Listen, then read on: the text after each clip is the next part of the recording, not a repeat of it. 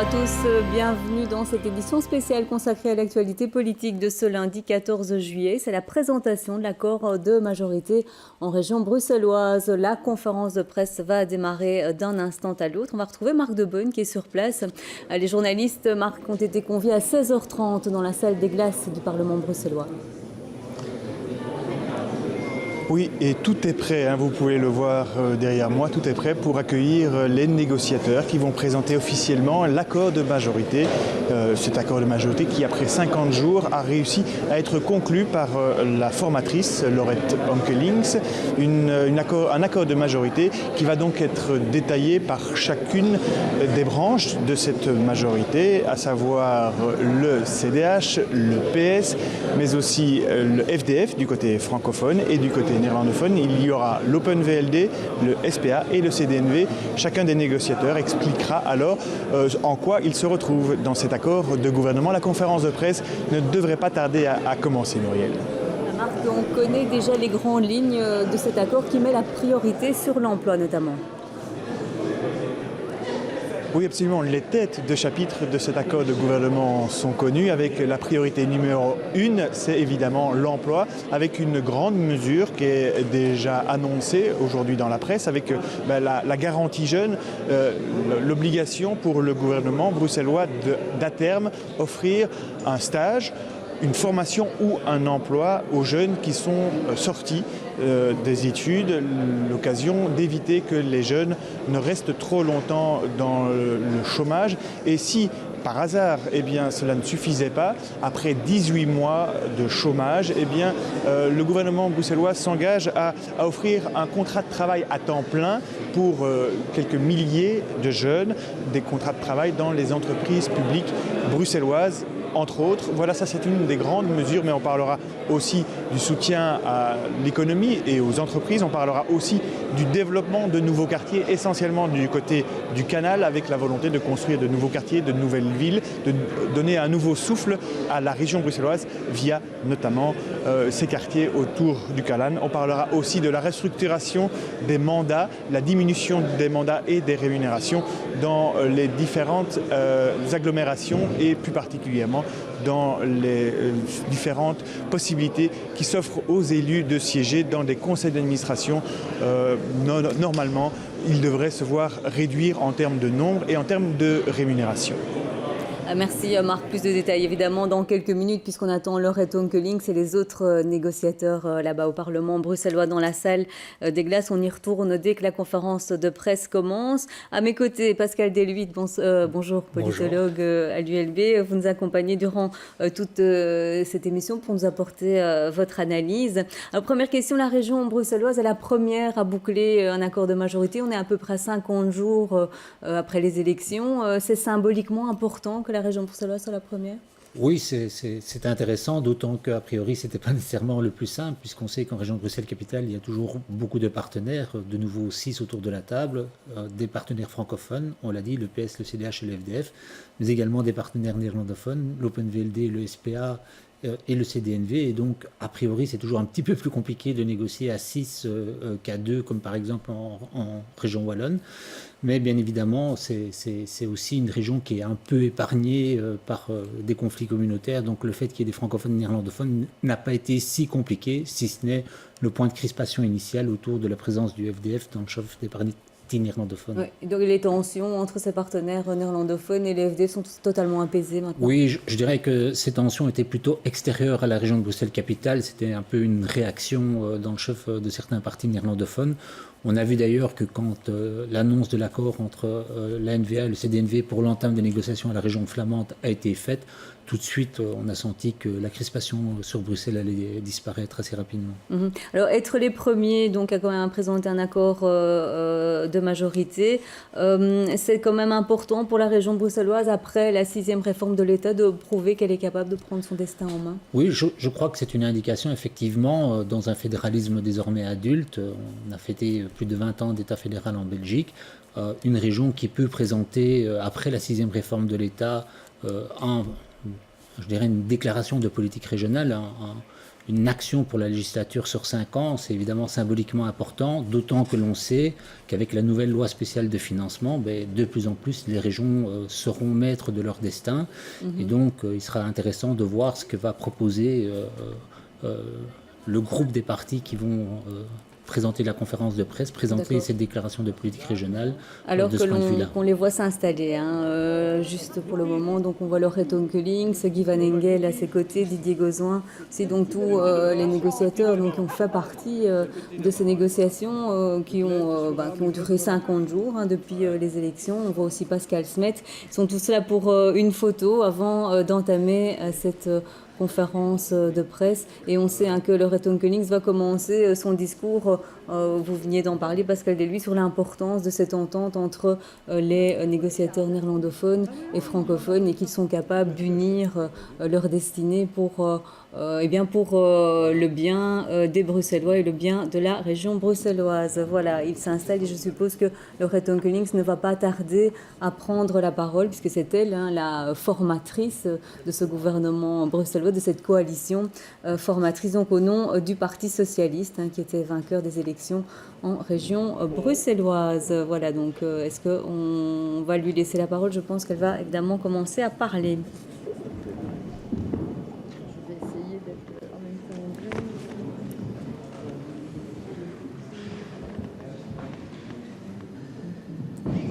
Tout le monde qui s'installe évidemment, donc ils ont certainement beaucoup de dossiers, donc autant de jours de négociations, parvenir à un accord de gouvernement, c'est quand même pour préparer 5 ans de législature, c'est pas rien. Voilà, Laurette Onkelings. D'abord, en notre nom à tous, bienvenue et merci de votre présence. Nous sommes évidemment très heureux tous aujourd'hui de confirmer l'accord entre les 6 formations politiques pour former le gouvernement bruxellois, accord surtout sur un projet que je qualifierais d'ambitieux, d'audacieux, d'innovant. Alors, je dois vous dire que je m'étais donné comme ligne de conduite de ne pas parler trop, notamment pour laisser la priorité aux formations qui vont devoir confirmer leur accord, mais également au Parlement. Mais j'ai pu constater qu'il y avait quelques éléments qui avait fuité dans la presse, mais malgré tout, je m'en tiendrai à vous exposer quelques éléments du cadre général, en quelque sorte de ne pas faire un discours, mais une allocution. Alors, quelle est la différence? Vous direz que quand j'ai commencé en politique, un responsable, un peu macho mais non troppo, m'avait expliqué la différence entre discours et une allocution. Une allocution, m'avait-il dit, c'est comme la jupe d'une jolie fille. Ah bon? Il faut qu'elle soit suffisamment longue pour couvrir l'entièreté du sujet, mais suffisamment courte pour susciter l'intérêt. C'est donc ce que je vais tenter de faire, en remerciant d'abord et avant tout mes collègues. En 6 semaines, nous avons réussi à boucler un accord avec cette volonté d'en même temps répondre aux défis de Bruxelles, des défis immédiats, des défis de court terme, mais également de véritablement dessiner Bruxelles pour les 10 années qui viennent, avec des réalisations dans l'immédiat, mais d'autres réalisations programmées à moyen terme. 6 weken hebben we hard gewerkt met 6 partijen, Nederlandstalige en Franstalige. Het waren heel boeiende gesprekken die in een constructieve sfeer zijn verlopen. Ik wens alle onderhandelaars hiervoor uitdrukkelijk te bedanken. Onze onderhandelingen hebben geleid tot een zeer sterk, coherent en ambitieus akkoord voor Brussel en voor de Brusselaars. Als u mij toelaat, zal ik zo meteen de essentie van dit akkoord toelichten. Om al te veel herhaling te vermijden, zal Guy van Engel u daarna nog uitgebreid in het Nederlandse woord staan. Ik wens Guy in het bijzonder trouwens van harte te bedanken. Als co-voorzitter heeft hij samen met mij de formatiegesprekken in goede banen geleid. Ik ben heel tevreden met onze goede samenwerking en met het resultaat. C'est réciproque. Merci. Alors, il y a toujours des moments un petit peu particuliers dans la vie d'une personne ou dans la vie d'une région. Là, pour ce qui concerne Bruxelles, nous étions à un moment clé. Bruxelles vient d'être refinancée. Et d'autre part, nous avons des nouvelles compétences issues de la 6e réforme de l'État. Et ce moment-là devait nous permettre de développer un cadre de développement économique et social pour Bruxelles et devait nous permettre de répondre aux défis les plus urgents. C'est vraiment ce que nous avons voulu faire. Mais nous avons voulu que ce soit dans un cadre, notamment budgétaire, sérieux. Je viens de le dire, nous avons été refinancés. La moindre de choses pour Bruxelles était avec les moyens dont nous disposons, était de développer notre région, mais d'être en équilibre structurel chaque année de cette législature en tout cas. Et c'est ce que nous avons décidé. Donc, vous savez qu'en 2014, il y a eu un surplus. 2015, il y aura équilibre structurel et les années suivantes également. Ça, c'est très clair. D'autre part, et à mon avis, Guy en parlera probablement plus et mieux que moi, une volonté aussi de réfléchir sur une réforme fiscale avec un but qui est finalement très simple. C'est diminuer la fiscalité qui pèse sur les Bruxellois et avec cette volonté également de mettre fin à l'exode des classes moyennes hors de Bruxelles, voire de ramener les classes moyennes vers notre capitale. Pour le reste, ça n'étonnera personne que nous ayons voulu absolument que le premier chapitre de l'accord régional soit consacré à l'emploi. C'est impossible de ne pas s'engager avec des réformes importantes sur l'emploi en fonction des spécificités de la capitale. Bruxelles, on le sait tous ici, est une région qui produit énormément d'emplois nouveaux chaque année, mais les Bruxellois n'en profitent pas assez. Et puis d'autre part, il y a un taux de chômage chez les jeunes qui n'est pas viable, ce n'est pas possible de conserver un taux de non-emploi chez les jeunes tel qu'il est à l'heure actuelle. C'est pourquoi nous avons décidé, nous avons confirmé tout notre engagement sur la garantie jeune qui va permettre à chaque Bruxellois, dès la sortie de l'école, d'avoir soit un emploi, bien entendu, et heureusement beaucoup trouvent par eux-mêmes, mais soit d'offrir un emploi, un stage, une formation, et dans les 18 mois de la sortie de l'école.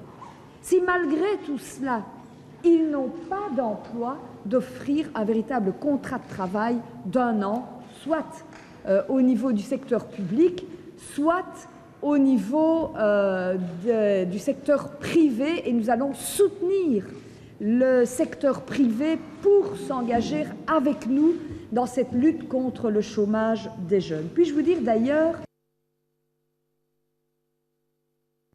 par cet excellent partenariat avec les partenaires sociaux, les entreprises, les organisations syndicales sont nos partenaires pour développer l'emploi à Bruxelles Et vous verrez que nous avons aussi suivi quelques préceptes européens sur, par exemple, la volonté d'avoir un Small Business Act pour une administration bruxelloise qui soit aussi orientée vers l'accueil des entreprises, sur un pacte fiscal avec les communes pour essayer d'effacer des taxations qui sont nuisibles au développement de l'entreprise, pour, avec les partenaires sociaux, développer des pôles territoriaux de compétitivité pour permettre vraiment une formation dont nos jeunes ont besoin. Et donc vraiment,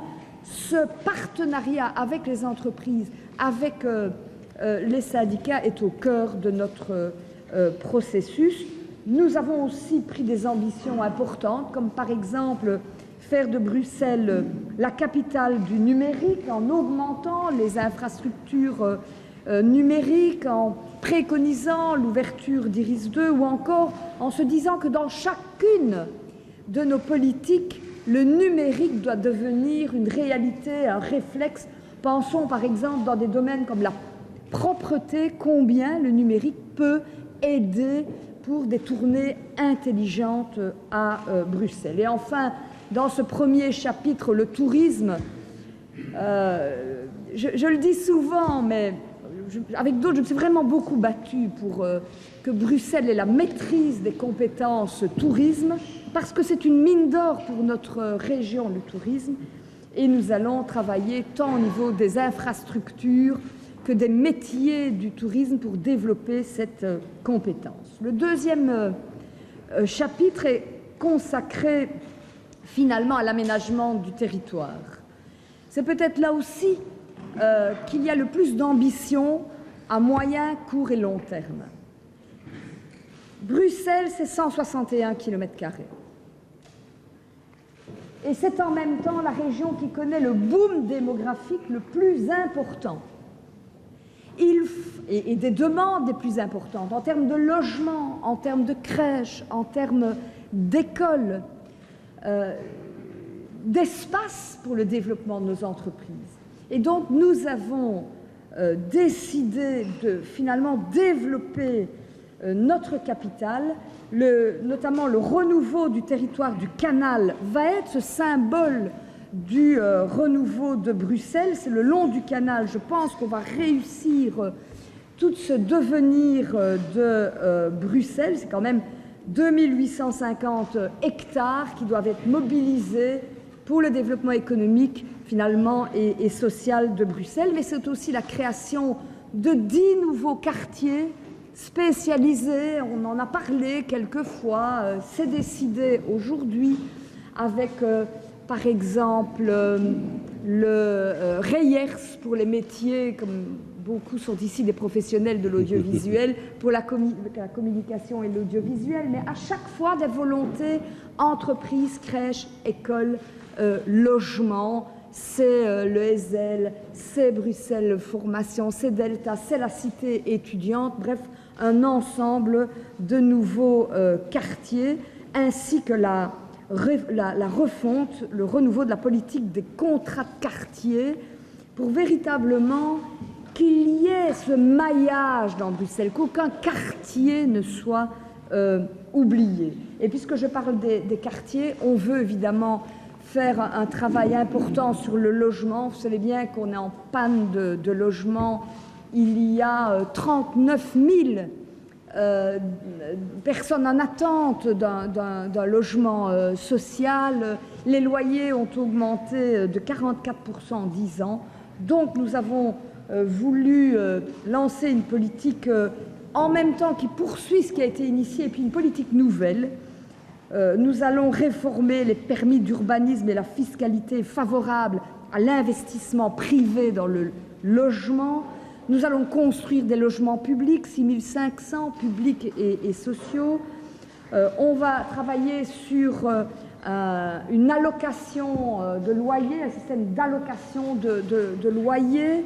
Nous allons créer une agence immobilière étudiante. Bref, en matière de logement, c'est un chapitre extrêmement important. Troisième chapitre, la qualité de vie des Bruxellois. Alors, Dans ce chapitre, on parle propreté, évidemment, on parle environnement, notamment toute cette alliance emploi, environnement, toute cette volonté de soutenir, par exemple fiscalement, les ménages qui se lancent dans les économies d'énergie. Mais ça ne nous étonnera pas qu'une grande partie du chapitre est consacrée à la mobilité. Alors, il faut régler le problème de la congestion automobile à Bruxelles et nous choisissons pour ce faire d'investir massivement dans le transport public. Il faut développer, diversifier l'offre de la STIB. Alors, je donne quelques exemples, et ça n'étonnera personne. Nous confirmons notre volonté pour le métro vers Schaerbeek et vers, mais en même temps, tout de suite vers Forêt, Uccle. Nous voulons également une ligne de haute performance entre Gare du Nord et le Heysel en passant par Tours et Taxi. Nous voulons approfondir, élargir certaines lignes de tram. Il faut absolument investir dans la mobilité. C'est d'ailleurs le secteur où il y aura le plus d'investissements dans les années à venir. Mais ça ne suffit pas, le transport public. Nous voulons plus de piétonniers en discutant avec les communes pour des plans de mobilité, ainsi qu'un réseau régional 100% cyclable, mais avec des pistes cyclables séparées, sécurisées, parce que dans certains quartiers, c'est une catastrophe de pouvoir se déplacer en vélo. Nous avons un chapitre, ça n'étonnera personne non plus, consacré à la diversité, au vivre ensemble, la multiplicité des cultures à Bruxelles, c'est une richesse, il faut en profiter.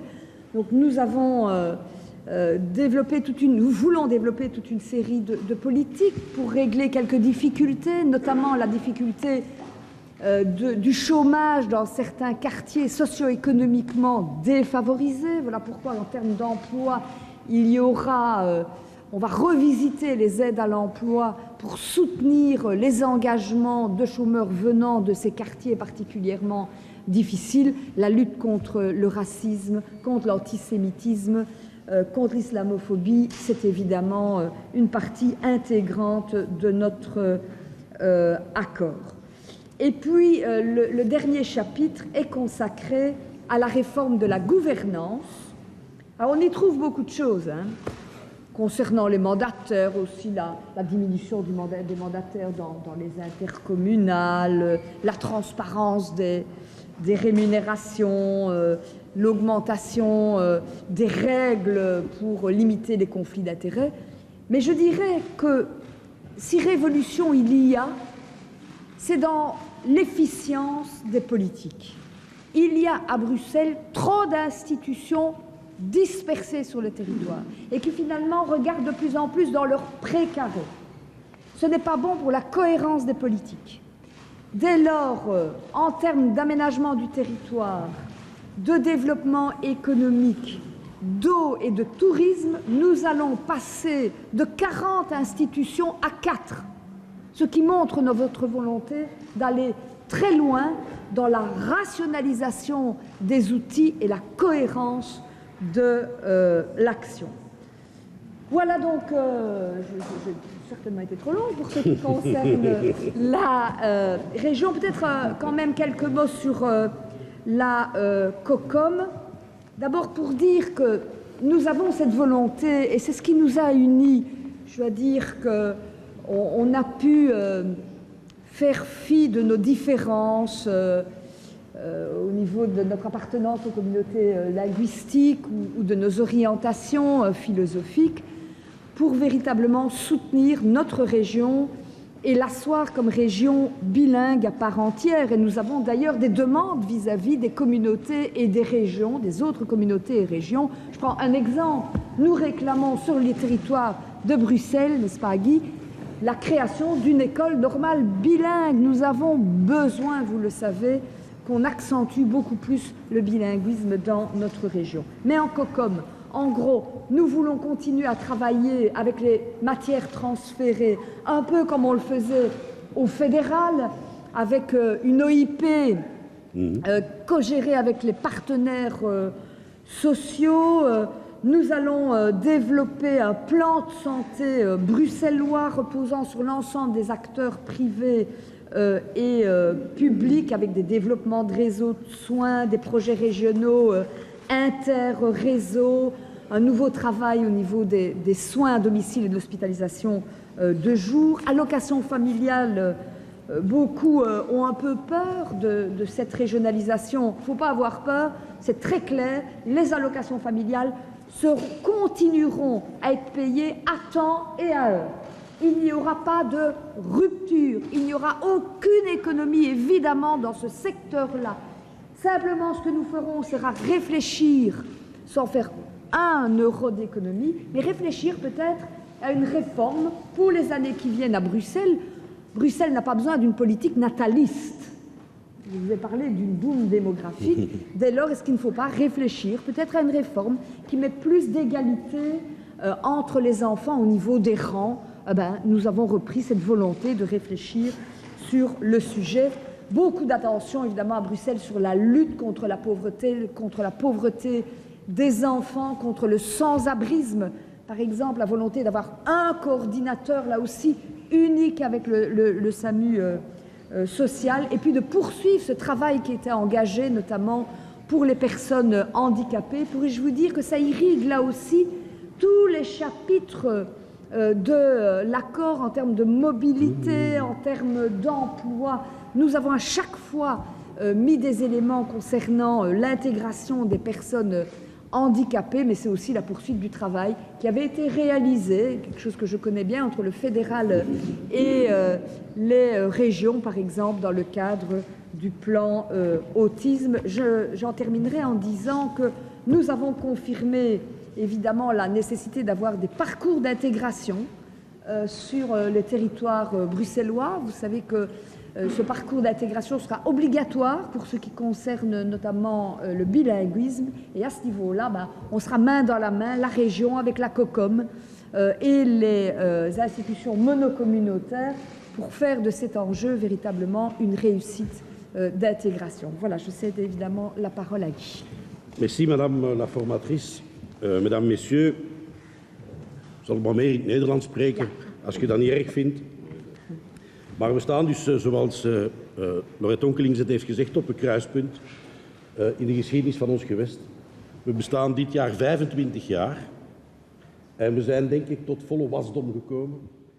Wat ons heeft toegelaten. Voilà, pendant que Guy Van Engel redétaille un petit peu pour les néerlandophones cet accord qui a été expliqué par Lorette Onkelings, on va un petit peu décortiquer ensemble, Pascal Deluitte, cet accord avec un premier chapitre qui est la priorité pour ces 5 années à venir, c'est l'emploi, mais surtout l'emploi des jeunes. Absolument, donc première tête de chapitre, l'emploi. On sait que c'est un défi très important, bien évidemment. Il est adossé à d'autres éléments et on songe bien évidemment à l'éducation, mais qui est plutôt de la compétence des communautés. Et donc, une grande mesure phare annoncée par Lorette Onkelings, c'est qu'elle nomme la garantie jeune, c'est-à-dire le fait que les jeunes ne sont pas laissés en dehors des circuits. Et donc, on annonce une garantie, c'est-à-dire soit un stage de formation, soit éventuellement, au terme de 18 mois, un emploi, ou éventuellement encore d'autres choses. Mais donc, la volonté dans le chef du nouveau gouvernement de prendre à bras-le-corps ce qui est sans doute un des grands défis, non seulement un défi pour les gens concernés, mais aussi pour un des pans qu'on a annoncés, c'est-à-dire le vivre ensemble. Il est clair que le vivre ensemble sera d'autant plus facilité que le taux de chômage diminuera. Donc c'est un élément très très important, annoncé d'ailleurs d'emblée comme une des priorités du gouvernement par Lorette Onkelings. Ouais, et donc tenter effectivement de modifier les statistiques. Alors autre défi, c'est le boom démographique, Lorette Onkelings en parle également, et donc là il y a toute une série de mesures qui doivent être prises pour répondre aux besoins de la population bruxelloise qui est grandissante. Oui, on sait que le boom démographique, ça veut dire plusieurs choses. Bien évidemment, d'abord pouvoir loger les personnes, et donc il y a des mesures qui sont annoncées en termes de dynamisation des quartiers. Lorette Onkelings a annoncé l'un ou l'autre quartier, en particulier par exemple le quartier Reyers, mais aussi, semble-t-il, une grande focalisation sur le quartier du Canal. Pascal Deluitte, parce qu'on va retourner écouter Guy Van Engel. de goede samenwerking die we blijven behouden met de mensen van de lijn om interregionaal openbaar vervoer te ontwikkelen.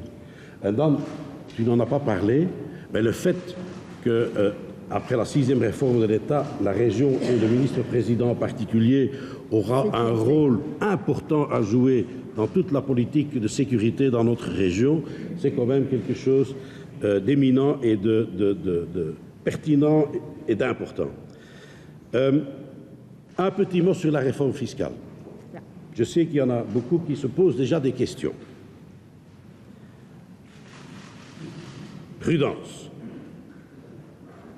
Wij gaan niet over één nacht ijs gaan. Nous n'allons pas travailler dans la précipitation. Ça n'est pas le but.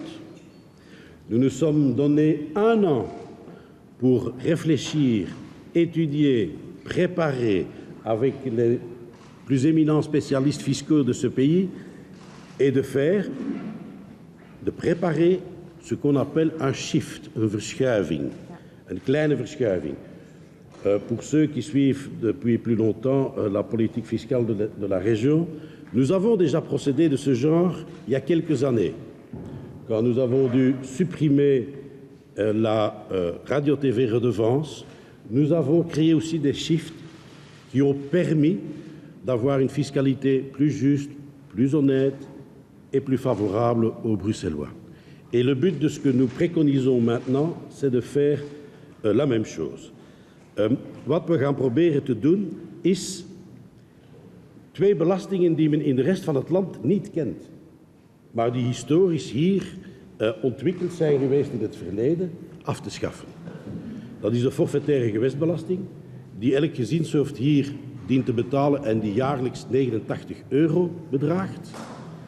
En de 1% agglomératiebelasting, 1%. Donc Guy Van Engel qui parle ici de réforme fiscale, c'est-à-dire qu'ils vont faire glisser la fiscalité des ménages vers une fiscalité foncière. Qu'est-ce que ça signifie? Oui, donc Guy Van Engel vient de l'annoncer, la volonté de supprimer 2 impôts, l'impôt forfaitaire de la région et ce qu'on appelle l'additionnel aux impôts agglomération, et de, je dirais, compenser cette perte de recettes fiscales, semble-t-il, par une nouvelle recette fiscale, c'est-à-dire un accroissement de l'impôt sur l'immobilier, qui permettrait, je dirais, de compenser et le cas échéant d'ailleurs de faire en sorte que certains non-bruxellois concourent plus à la fiscalité de Bruxelles qu'actuellement, puisque un certain nombre de propriétaires d'immeubles à Bruxelles ne sont pas nécessairement des gens qui vivent à Bruxelles. Et donc c'est l'ambition de la majorité, c'est de retirer certains impôts, on vient de l'entendre dans le chef de Guy Van Engel, ces 2 impôts historiques, et d'autre part d'augmenter la fiscalité sur l'immobilier.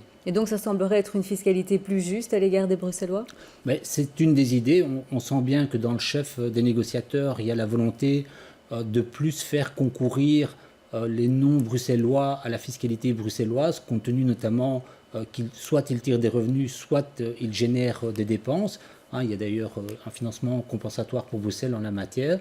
Et donc c'est une des idées. Il faudra voir par exemple si le gouvernement de la région de Bruxelles-Capitale veut aller plus loin, par exemple avec la taxe kilométrique, qui pourrait aussi être une des voies pour faire contribuer plus avant des non-bruxellois au fonctionnement de la région, qui bénéficie bien évidemment à Bruxelles, aux Bruxellois, mais également à ceux qui y travaillent pendant la journée. On évoquait à l'instant le boom démographique. Il y a encore une volonté du gouvernement, enfin du futur gouvernement, de prolonger cette politique en matière de crèches et d'écoles, de création de places? Il n'y a pas le choix, donc... Je suis désolée, on va bien sûr laisser la place au direct. C'est ce qui nous intéresse en premier chef et on poursuit notre discussion. Cette opération, nous prévoyons bien sûr ce que nous avons déjà mis en route dans le passé, c'est de permettre aux jeunes ménages qui veulent acquérir leur premier logement en région bruxelloise d'avoir un accès plus aisé à la propriété et d'avoir des diminutions par biais d'abattement, par biais éventuellement de diminution des droits d'enregistrement, d'être plus aptes à pouvoir s'acheter leur propre maison, leur propre logement familiaal.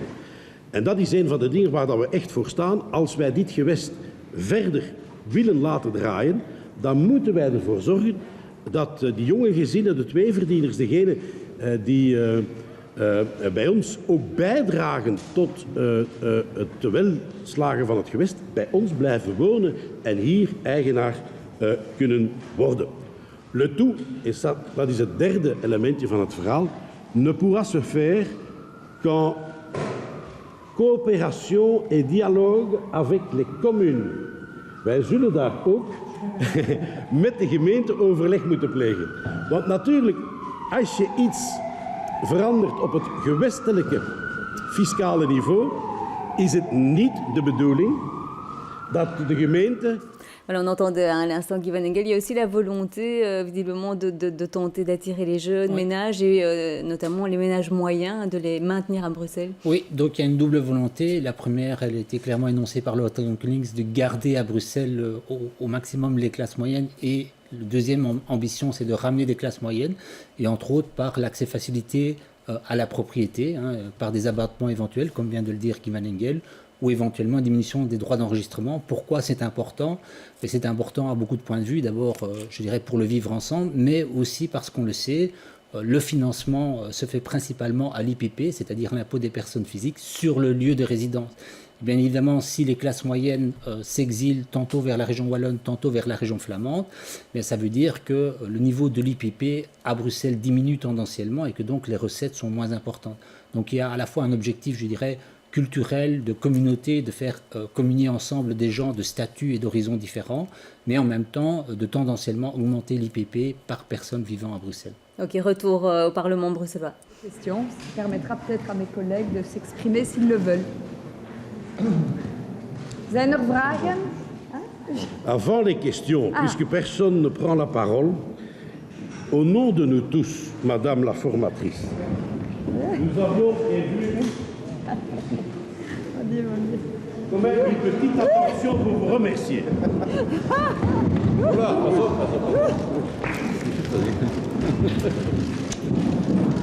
trois en Belgique. Ce sont les fleurs. Mais, mais une bonne bouteille, c'est permis aussi. C'est de l'aubage libéral. Un grand cru classé. Bon, ça a été mignon. Merci à tous. Bravo. Merci à tous.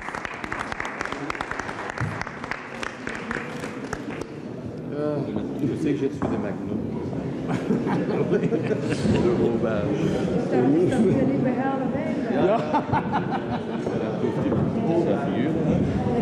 Voilà. C'est bien comme vin. C'est un très bon vin. Avec de l'agneau. Une fin de Ouais, conférence je vois. de presse qui reflète sans doute l'ambiance plus ou moins décontractée qui a dû y avoir lieu pendant ces négociations. Ils ont l'air d'être contents du travail fait par la formatrice. Oui, absolument. Donc on a senti d'emblée qu'il y avait une bonne ambiance, une bonne connivence entre le Reton Koenigs et Guy Van Engel, et très clairement, apparemment en tout cas, une relativement bonne ambiance entre les différents partenaires, et francophones et néerlandophones, de la négociation. Alors, Guy Van Engel, parlons de lui justement. C'est lui qui a parlé des affaires plutôt financières, budgétaires, la région bruxelloise à l'instant. On peut imaginer qu'il va rester ministre de ces affaires-là. C'est un peu le grand argentier de la région On bruxelloise. peut imaginer qu'en tout cas, il sera formellement le numéro 2 du gouvernement et que c'est plutôt dans ce domaine-là qu'il aura des compétences. Mais bien évidemment, on n'en est pas encore à l'attribution des postes, ni au choix des ministres, même si beaucoup de noms circulent, bien évidemment. Ça doit se faire assez rapidement, cette attribution des postes. Le Oui, gouvernement sera présenté assez vite. Oui, je pense qu'après les congrès de participation qui auront lieu dans le courant de cette semaine ou plus tard ce week-end, on devrait avoir ce week-end ou lundi prochain la formation du gouvernement. Oui, avec visiblement une volonté qui était peut-être assez symbolique aussi de présenter un gouvernement avant le 21 juillet. Oui, il y avait l'idée, en tout cas, il y avait cette date symbolique, mais il faut pas trop s'attacher aux délais et aux dates symboliques. Mais en tout cas, il y avait cette date symbolique d'essayer de terminer pour le 21 juillet, de pouvoir présenter un gouvernement pour le 21 juillet. Maintenant, on peut dire que le gros est fait. Oh, Oui. L'essentiel est fait. Vous savez, ce qui est le plus dur, c'est la négociation de l'accord de gouvernement. Il faut rappeler que c'est quelque chose d'extrêmement important en Belgique. L'accord de gouvernement est vraiment, je dirais, les tables de loi pour la législature. Donc, il y aura peu de surprises pendant la législature. On sait vers quoi va se diriger le gouvernement. Maintenant, ce qu'on va surtout surveiller et suivre, c'est dans quelle mesure cet accord de gouvernement est suivi des faits. Et on pourra, je dirais, au terme de la législature, évaluer c'est ce qui a été annoncé aujourd'hui dans les grandes lignes. On aura, j'imagine, prochainement la déclaration dans son intégralité. Sera suivi des faits à la fois dans la politique de l'emploi, de l'aménagement du territoire, du vivre ensemble, de la réforme de la gouvernance. On a entendu un certain nombre de choses en matière de réforme de la gouvernance et de manière générale de la mobilité, qui est un point central aujourd'hui sur Bruxelles. On sait que compte tenu de la congestion actuelle au niveau automobile, compte tenu également de l'évolution de la démographie bruxelloise, c'est un défi à prendre à bras-le-corps et on a entendu que l'ambition première pour le prendre à bras-le-corps, c'est de développer les moyens alternatifs à la voiture, c'est-à-dire un investissement principalement dans la STIP, on l'a entendu, sans doute également dans la SNCB, puisque, il ne faut pas l'oublier, Bruxelles est un lieu avec un nombre de gares assez important et rappelons-le, sans doute que là-dedans le dossier du RER sera une pièce centrale de la mobilité alternative. Oui, attendu depuis de nombreuses années. Concernant la réforme de la gouvernance, cela semble ambitieux présenté comme ça par Laurette Onkelings. On va passer de plus ou moins 40 institutions, notamment en ce qui concerne l'aménagement du territoire, à 4 institutions. Oui, c'est en tout cas une annonce ambitieuse. Il faut voir si les 4 seront une fusion de ce qui existe déjà dans les 4 domaines qu'elle a mentionnés, ou ce sera éventuellement des organismes de coordination. Donc ça, c'est encore à vérifier. Mais en tout cas, l'idée est d'avoir une approche plus intégrée, sans doute dans certains cas en partenariat bien sûr avec les communes. Mais en tout cas, ce plan-là d'avoir une approche plus intégrée, moins dispersée, moins éclatée de la fonction publique régionale peut être un élément important et du développement régional peut être un élément important. On annonce également un certain nombre d'évolutions relativement au pouvoir politique, plus généralement, limitation des rémunérations pour les responsables politiques dans les intercommunales et des choses de ce type. Au vu de ce qui a été présenté dans cet accord de coalition, on se souvient que Laurette Onkelings avait dit qu'elle voulait une coalition la plus progressiste possible. Est-ce qu'on est en face d'un programme progressiste ? On retrouve en tout cas une volonté de prendre à bras-le-corps les défis principaux qui se posent à la région de Bruxelles-Capitale, c'est-à-dire le défi de l'emploi. On sait que Bruxelles est l'espace où le taux de chômage est le plus important en Belgique et avec une focale bien importante qui est le niveau de chômage des jeunes. Et donc là, il y a une ambition de répondre par le pouvoir et par le programme Garantie Jeunes. La mobilité, on l'a évoqué. Et donc, si vous répondez déjà à ces 2 grands défis, il y a évidemment une ambition qui sera rencontrée. C'est un programme de gouvernement, je dirais, ce n'est pas tellement a priori qu'il soit progressiste ou non progressiste dans les ambitions, ce sera les moyens de le mener. On le suivra également, bien évidemment, avec la capacité à créer plus de partenariats entre les territoires plus précarisés et les territoires moins précarisés.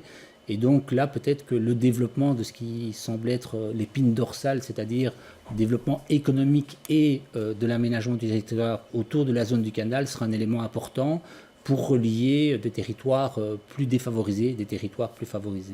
Eh bien, merci Pascal Deluy de nous avoir apporté votre analyse. Nous étions donc en direct du Parlement bruxellois, de la salle des glaces où a été présenté par Laurette Onkelings et les autres négociateurs l'accord de coalition en région bruxelloise. Et c'est la fin de cette édition spéciale. On se retrouve bien sûr à 18h pour le journal.